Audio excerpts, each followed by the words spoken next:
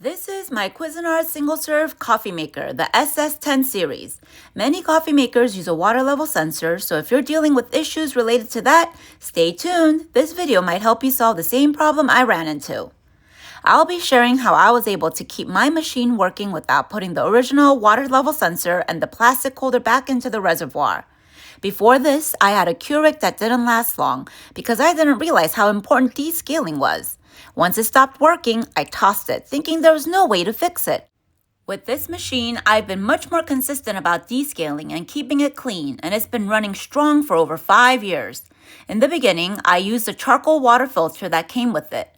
But since I already used filtered water, I realized I didn't really need it, so I removed both the filter and the holder. I also preferred not having too many parts sitting in the water. One thing that always stayed in the reservoir, though, was the white tablet-looking piece, the water level sensor, along with the plastic piece that holds it in place. Recently, I noticed the staining from iron and mineral buildup on that sensor. After some research, I learned it wasn't corrosion and it wasn't dissolving into the water, which was a relief. But I still didn't like seeing something that looked like rust in the water I use every day. I tried looking for a replacement sensor, but I couldn't find any clear options or guides, so I decided to figure out a solution myself. First, I descaled the machine using white vinegar. I usually fill the reservoir to the max line, but since I didn't have enough, I topped it off with water. A 50-50 mix works just fine. I selected the 12-ounce cup size and pressed hot water and rinse buttons at the same time to clear the descale message. I repeated the process until water level reached the minimum line. Let the vinegar solution sit for about 15 to 30 minutes and then flush the machine with 2 full tanks of clean water. After descaling, the machine was completely clean, but without the water level sensor, it wouldn't work.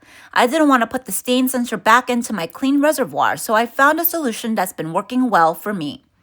I decided to take apart the machine to see what I can do about it.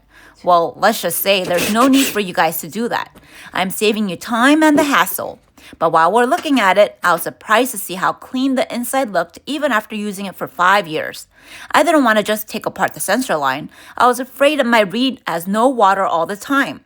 Then it would be devastating to do all this work and risk damaging it. So I decided to put everything back together and think of another way to fix this problem that I had. I first needed a similar magnetic piece to test it out.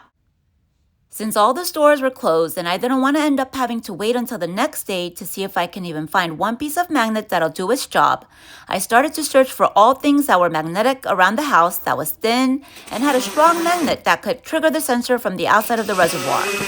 Fridge magnets were too weak. I tried those and they didn't work.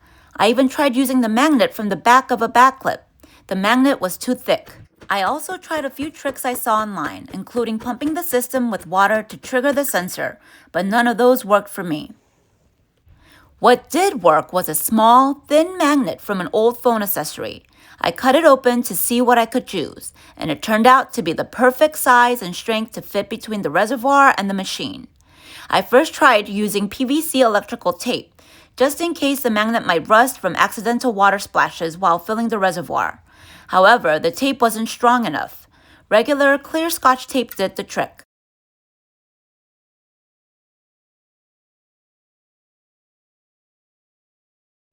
Once I secured it in place, the machine immediately recognized the water level. One important safety note: since this bypasses the water level detection, always make sure there's enough water in the reservoir before brewing. Never let the machine run dry and always keep the water level above the minimum line. I'm sharing this in case anyone else is dealing with the same issue and thinking about either tossing their machine or end up just reusing the stain sensor. This solution worked for me, and I'm hoping it helps you get a few more good years out of yours too. Now, on to the next project. Thanks for watching.